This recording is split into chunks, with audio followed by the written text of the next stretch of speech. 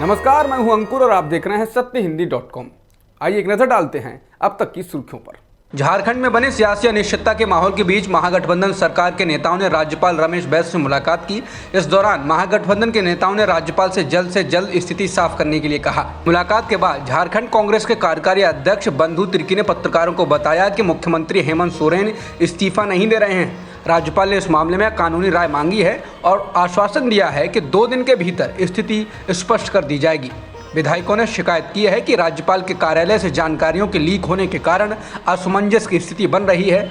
राज्यपाल ने कहा कि उनके कार्यालय से ऐसा नहीं हो रहा है। सूत्रों के मुताबिक चुनाव आयोग ने खनन मामले में मुख्यमंत्री हेमंत सोरेन को दोषी ठहराते हुए विधानसभा से उनकी अयोग्यता की सिफारिश की है। इसका मतलब यह है कि राज्यपाल द्वारा अयोग्यता के संबंध में नोटिफिकेशन जारी करने के बाद सोरेन को मुख्यमंत्री पद से इस्तीफा देना होगा। यूपी में योगी सरकार अब गैर मान्यता प्राप्त मदरसों का सर्वे करने जा रही है। इस क्रम में वो अवैध मदरसों पर कार्रवाई करेगी। सर्वे के दौरान सरकार शिक्षकों की संख्या, पाठ्यक्रम और वहां उपलब्ध बुनियादी सुविधाओं के बारे में जानकारी जुटाएगी। इस बीच यूपी के अल्पसंख्यक मामलों के राज्य मंत्री दानिश आज़ाद अंसारी ने कहा है कि राज्य सरकार बुनियादी सुविधाओं की उपलब्धता के संबंध में राष्ट्रीय बाल अधिकार संरक्षण आयोग की आवश्यकता के अनुसार सर्वे करेगी। मदरसों में छात्रों को सुविधाएं उपलब्ध हैं या नहीं, इसकी पूरी जानकारी दर्ज की जाएगी। मंत्री ने कहा कि सर्वे जल्द ही शुरू होगा। अंसारी ने कहा कि सर्वेक्षण के दौरान मदरसे का नाम और इसे संचालित करने वाली संस्था का नाम, चाहे वो निजी या किराए की बिल्डिंग में चल रहा हो, वहां पढ़ने वाले छात्रों की संख्या और पेयजल, शौचालय, फर्नीचर और बिजली आपूर्ति की सुविधाओं के बारे में जानकारी इकट्ठा की जाएगी। मदरसे में शिक्षकों की संख्या, इसके पाठ्यक्रम, आमदनी का स्रोत और किसी गैर सरकारी संगठन यानी कि एनजीओ से इसके जुड़ाव के बारे में भी जानकारी जुटाई जाएगी। सांसद और एआईएमआईएम प्रमुख असदुद्दीन ओवैसी ने यूपी सरकार के द्वारा मदरसों का सर्वे कराए जाने पर आपत्ति जताई। ओवैसी ने कहा कि मुझे संविधान के अनुच्छेद 30 के तहत अपनी पसंद की शैक्षणिक संस्था खोलने का अधिकार है। इसमें सरकार बीच में क्यों आ रही है? ये सर्वे नहीं है, ये मिनी एनआरसी है। ओवैसी ने कहा कि सरकार आर्टिकल 30 के तहत मिले अधिकारों के साथ छेड़छाड़ नहीं कर सकती। सुप्रीम कोर्ट ने तीस्ता सीतलवाड़ के मामले में गुरुवार को गुजरात पुलिस और सरकार से तीखे सवाल किए। एक समय ऐसा भी आया जब अदालत ने कहा कि क्यों ना तीस्ता सीतलवाड़ को अंतरिम जमानत दे दी जाए। सरकार के सॉलिसिटर जनरल के बार आग्रह पर सुप्रीम कोर्ट ने कल 2 सितंबर शुक्रवार को इस मामले की फिर सुनवाई करने का फैसला किया है। लाइव लॉ के मुताबिक एक्टिविस्ट तीस्ता सीतलवाड़ 2002 के गुजरात दंगों से जुड़े मामले में कथित साजिश के आरोप में 25 जून से हिरासत में हैं। कोर्ट रूम में 1 सितंबर गुरुवार को सुनवाई के दौरान यानी कि आज चीफ जस्टिस यूयू ललित और सॉलिसिटर जनरल तुषार मेहता के बीच तीखी बहस भी हुई। सुनवाई के एक बिंदु पर भारत के चीफ जस्टिस ललित की बेंच ने यह भी संकेत दे दिया कि वो तीस्ता सीतलवाड़ को अंतरिम जमानत देगी, लेकिन अंततः एसजी तुषार मेहता द्वारा किए गए बार अनुरोध पर सुनवाई को कल दोपहर 2 बजे की अनुरोध पर सुनवाई को कल दोपहर 2 बजे तक के लिए स्थगित कर दिया गया। सुप्रीम कोर्ट ने तीस्ता सीतलवाड़ के मामले में सुनवाई करते वक्त कहा कि इस मामले की 4 या 5 बातें हमें परेशान कर रही हैं। बेंच ने सुनवाई के दौरान जिन बातों को उठाया वो थी कि याचिकाकर्ता 2 महीने से अधिक समय से हिरासत में है, कोई चार्जशीट दाखिल नहीं की गई है। दूसरा, सुप्रीम कोर्ट द्वारा जाकिया जाफरी के मामले को खारिज करने के अगले ही दिन एफआईआर दर्ज की गई और एफआईआर में सुप्रीम कोर्ट की टिप्पणियों के अलावा और कुछ नहीं बताया गया है। तीसरा, गुजरात हाईकोर्ट ने 3 अगस्त को तीस्ता की जमानत याचिका पर नोटिस जारी करते हुए एक लंबा स्थगन दिया, जिसमें नोटिस का जवाब 6 हफ्ते में मांगा गया था। चौथा, कथित अपराध हत्या या शारीरिक चोट की तरह गंभीर नहीं है, बल्कि अदालत में दायर दस्तावेजों की कथित जालसाजी से संबंधित है। ये ऐसा कोई अपराध नहीं है जो जमानत देने पर रोक लगाता है। तीस्ता सीतलवाड़ के मामले की सुनवाई के दौरान सीजेआई यूयू ललित, वरिष्ठ अधिवक्ता कपिल सिब्बल और एसजी तुषार मेहता के बीच तीखी बहस हुई। चीफ जस्टिस ललित ने भी मौखिक रूप से टिप्पणी की कि तीस्ता के खिलाफ आरोपित अपराध सामान्य आईपीसी अपराध हैं, जिनमें जमानत देने पर कोई रोक नहीं है। चीफ जस्टिस ने कहा कि इस मामले में कोई अपराध नहीं है जो इस शर्त के साथ आता हो कि यूएपीए पोटा की तरह जमानत नहीं दी जा सकती। ये सामान्य आईपीसी अपराध हैं, ये शारीरिक अपराध वाले अपराध नहीं हैं, ये अदालत में दायर दस्तावेजों के अपराध हैं। इन मामलों में सामान्य विचार ये है कि पुलिस हिरासत की प्रारंभिक अवधि के बाद ऐसा कुछ भी नहीं है जो जांचकर्ताओं को हिरासत के बिना जांच करने से रोकता है और 468 जनादेश के अनुसार एक महिला अनुकूल तरफदारी की हकदार है। सीजेआई इतना ही कहकर चुप नहीं हुए, उन्होंने आगे कहा, एफआईआर में जैसा कि कहा गया है कोर्ट में जो कुछ हुआ है उससे ज़्यादा कुछ नहीं, तो क्या सुप्रीम कोर्ट के फैसले के अलावा कोई अतिरिक्त सामग्री आपके पास है? पिछले 2 महीनों में क्या आपने चार्जशीट दायर की है या जांच चल रही है?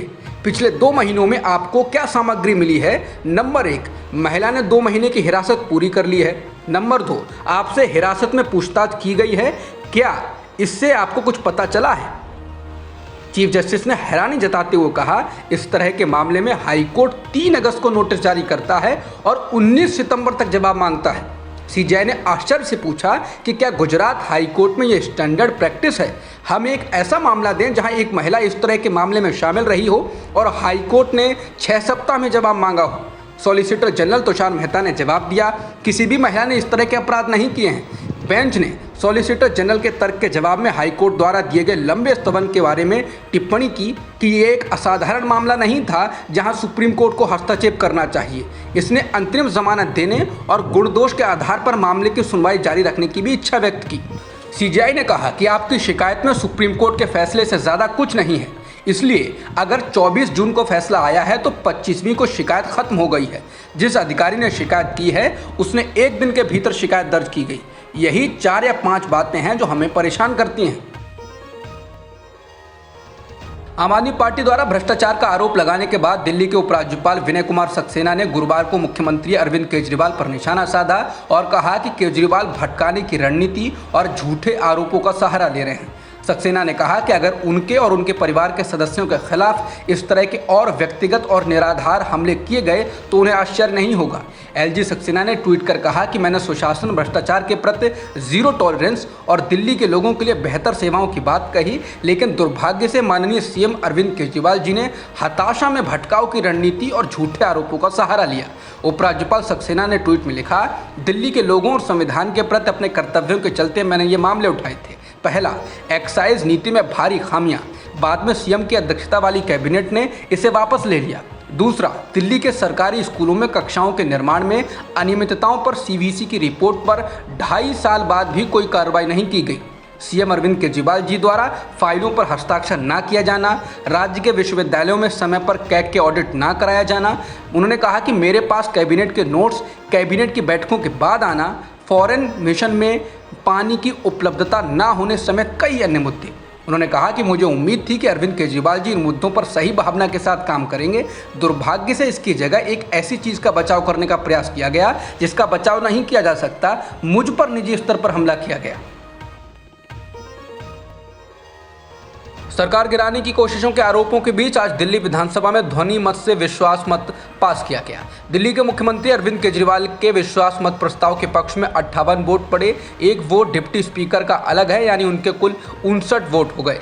वहीं विपक्ष के पक्ष में 0 वोट पड़े। बता दें, आपके 62 में से 59 विधायक विश्वास मत के लिए मौजूद थे। अनुपस्थित विधायकों में 3 में से 2 विदेश में हैं और तीसरे सत्येंद्र जैन जेल में हैं। इसके बाद विधानसभा की कार्यवाही को अनिश्चितकाल के लिए स्थगित कर दिया गया। आज दिल्ली विधानसभा में विश्वास मत के दौरान बोलते हुए मुख्यमंत्री अरविंद केजरीवाल ने फिर बीजेपी पर निशाना साधा। केजरीवाल ने कहा कि दिल्ली की सरकार गिराने का ऑपरेशन लोटस फेल हो गया है। केजरीवाल ने कहा कि मनीष सिसोदिया के यहाँ 14 घंटे तक छापेमारी की गई, पूछताछ की गई, लेकिन कुछ नहीं मिला।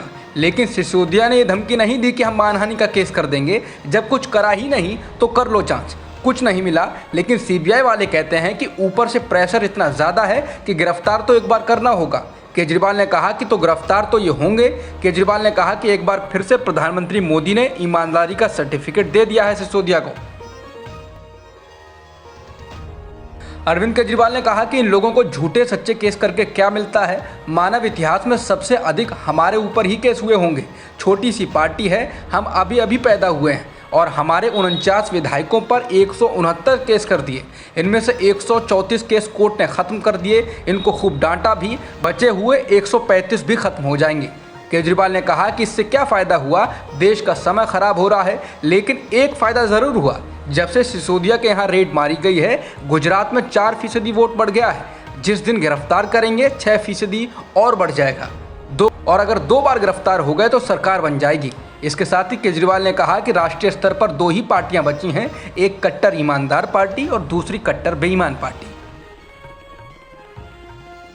आम आदमी पार्टी के राष्ट्रीय संयोजक और दिल्ली के मुख्यमंत्री अरविंद केजरीवाल 7 सितंबर से मेक इंडिया नंबर 1 मिशन पर निकलने जा रहे हैं। केजरीवाल इस मिशन को दिल्ली के पड़ोसी राज्य हरियाणा से शुरू करेंगे और इसके साथ ही वो 2024 के आम चुनाव की तैयारी भी शुरू कर देंगे। बताना होगा कि कांग्रेस भी 7 सितंबर से भारत जोड़ो यात्रा निकालने जा रही है, जिसकी अगुवाई कांग्रेस के पूर्व अध्यक्ष राहुल गांधी करेंगे। केजरीवाल ने कुछ दिन पहले ही जोर शोर के साथ मेक इंडिया नंबर 1 मिशन को लॉन्च किया था और कहा था कि भारत को दुनिया का नंबर 1 देश बनाने के लिए देश भर के लोगों को आम आदमी पार्टी के साथ आना चाहिए। गुलाम नबी आज़ाद के साथ मुलाकात को लेकर उठे सवालों के बीच हरियाणा के पूर्व मुख्यमंत्री भूपेंद्र सिंह हुड्डा ने कहा है कि वो और आज़ाद लंबे वक्त तक एक ही पार्टी में रह चुके हैं। भूपेंद्र हुड्डा ने गुरुवार को पत्रकारों से बातचीत में कहा कि उन्होंने और कुछ नेताओं ने कांग्रेस हाईकमान से कुछ मांग रखी थी और वो मांग मान ली गई है। उन्होंने कहा कि अब कांग्रेस अध्यक्ष के चुनाव हो रहे हैं, उसके बाद भी गुलाम नबी आज़ाद ने पार्टी छोड़ने का फैसला किया। हरियाणा के दिग्गज नेता हुड्डा ने कहा कि उन्होंने मुलाकात में आज़ाद से कहा कि ऐसी क्या बात हुई कि आपने पार्टी छोड़ दी। हुड्डा ने कहा कि बहुत सारे लोग पार्टी में शामिल होते हैं और पार्टी छोड़ देते हैं, इसलिए कटुता की बात नहीं होनी चाहिए। हुड्डा ने कहा कि जब नरसिम्हा राव प्रधानमंत्री थे और राजीव गांधी के निधन के बाद जब सोनिया गांधी अमेठी गई थी, तब वो गांधी परिवार के साथ खड़े थे और आज भी गांधी परिवार के साथ खड़े हैं। हुड्डा ने कहा कि गुलाम नबी आज़ाद पार्टी के वरिष्ठ नेता थे और उन्होंने एकदम पार्टी छोड़ दी और किसी से कोई बातचीत तक नहीं की। बता दें, हुड्डा ने कांग्रेस छोड़ने वाले गुलाम नबी आज़ाद से मुलाकात की थी, जिसके बाद हरियाणा कांग्रेस की पूर्व अध्यक्ष कुमारी शैलजा ने हाईकमान से शिकायत की है कि हुड्डा के द्वारा आज़ाद से मुलाकात करने पर उन्हें कारण बताओ नोटिस जारी किया जाना चाहिए। भारतीय ट्राइबल पार्टी यानी कि बीटीपी ने ऐलान किया है कि वो गुजरात विधानसभा चुनाव में अकेले ही मैदान में उतरेगी। गुजरात में जोर शोर से चुनाव लड़ने जा रहे आम आदमी पार्टी के राष्ट्रीय संयोजक अरविंद केजरीवाल के लिए ये एक बड़ा झटका है, क्योंकि इस साल मई में आम आदमी पार्टी और बीटीपी का चुनावी गठबंधन हुआ था। बताना होगा कि केजरीवाल गुजरात के विधानसभा चुनाव के लिए जोर शोर से तैयारियां कर रहे हैं। पिछले कुछ महीनों में उन्होंने दिल्ली के उप मुख्यमंत्री मनीष सिसोदिया और पंजाब के मुख्यमंत्री भगवंत मान ने गुजरात में कई रोड शो व रैलियां की हैं। सूत्रों के मुताबिक बीटीपी की ओर से अकेले चुनाव लड़ने का ऐलान इसलिए किया गया है क्योंकि बीटीपी के नेताओं को ऐसा लग रहा था कि आम आदमी पार्टी उन्हें दरकिनार कर रही है। यूपी में 18 ओबीसी जातियों को एससी का दर्जा देने का मुद्दा फिर से गर्मा सकता है। इलाहाबाद हाईकोर्ट ने 31 अगस्त बुधवार को अपने फैसले में 18 ओबीसी जातियों को एससी का दर्जा देने के 3 सरकारी आदेशों को रद्द कर दिया। जो 3 सरकारी आदेश रद्द किए गए, उनमें से 2 आदेश अखिलेश यादव की समाजवादी पार्टी के कार्यकाल में और तीसरा आदेश योगी आदित्यनाथ की बीजेपी के कार्यकाल में जारी किए गए थे। 2017 और 2022 के यूपी विधानसभा चुनाव और 2019 के आम चुनाव में कुछ निषाद समेत कई ओबीसी जातियों को एससी का दर्जा देने के मुद्दे पर जबरदस्त राजनीति हुई थी। 2024 के आम चुनाव से पहले ये मुद्दा फिर गर्मा सकता है। सुप्रीम कोर्ट ने ईसाई समुदाय और उनके चर्च पर हमलों को लेकर सरकार के बयान को नजरअंदाज कर दिया। सुप्रीम कोर्ट ने गुरुवार को गृह मंत्रालय से कहा कि वो उत्तर प्रदेश, मध्य प्रदेश, हरियाणा, कर्नाटक, ओडिशा, छत्तीसगढ़ और झारखंड सहित कई अन्य राज्यों से ईसाई संस्थानों पर हमलों पर रिपोर्ट मांगे, जैसा एक जनहित याचिका में आरोप लगाया गया है।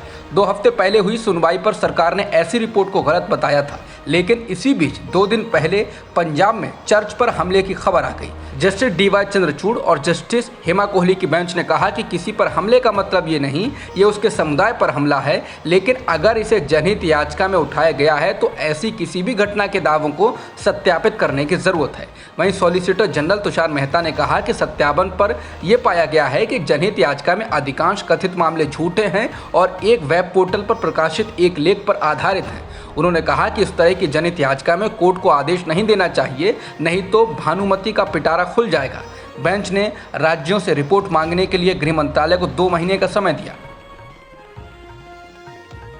NIA ने अंडरवर्ल्ड डॉन दाऊद इब्राहिम पर 25 लाख रुपए के इनाम का ऐलान किया है। NIA ने इनाम की घोषणा दाऊद इब्राहिम के बारे में सूचना देने और उसकी कोई नई तस्वीर जारी करने के बारे में की है।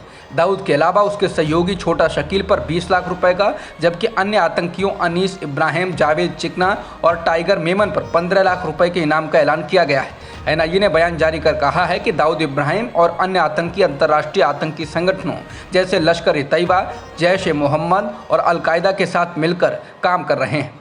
एनआईए ने इस साल मई में मुंबई में दाऊद इब्राहिम के सहयोगी, ड्रग पैडलर और हवाला ऑपरेटर से जुड़े 1 दर्जन से अधिक जगहों पर छापेमारी की थी। तब सलीम फ्रूट नाम के एक व्यक्ति को हिरासत में लिया गया था। अब तक की खबरों में इतना ही। बाकी खबरों के लिए बने रहिए सत्यहिंदी.com के साथ।